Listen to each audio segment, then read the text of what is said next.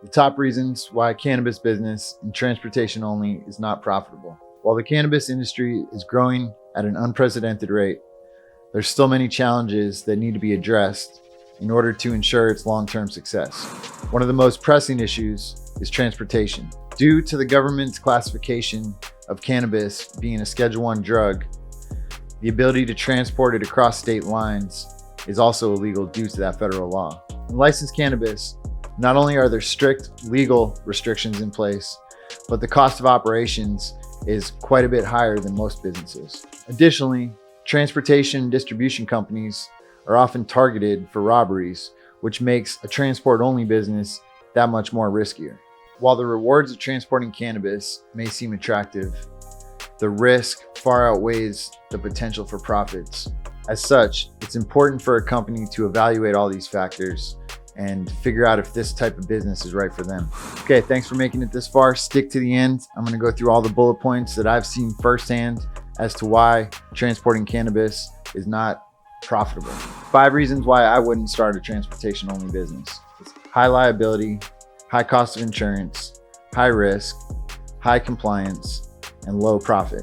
And the final tip about this, if you are still considering a transportation only business, you'll also have to get your vans or your transportation vehicles compliant to DOT standards, Department of Transportation. I know this sounds weird because we just got done saying that the federal government doesn't want to have anything to do with the cannabis, but in a weird way, Department of Transportation still wants the cannabis vehicles federally registered as a commercial vehicle. So that just like when you're driving down the highway and you see the names and the stickers on the side of the truck, you got to do that with your transportation vehicles. So it's a catch-22 because there's also another law, 280E.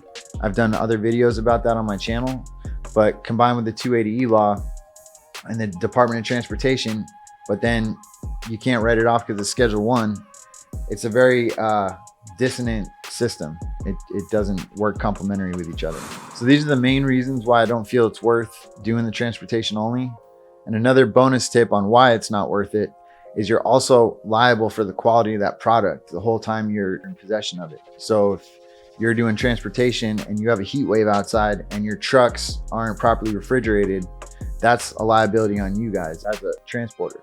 So the thing about it is there's tons of liability, both from regulation, robbers, product, and it's a very low profit margin. So transportation really only makes sense if you're vertically integrated and you have your own brands and you need to have that flexibility, or if you have other streams of income coming in through cannabis. So whether that be brands, stores, distribution, manufacturing, whatever, that transportation works in conjunction with those licenses.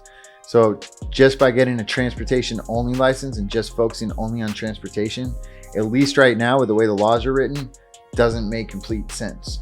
So until we see some future change, right now, I would argue that the transportation only business model for cannabis is not as profitable or worth the headache.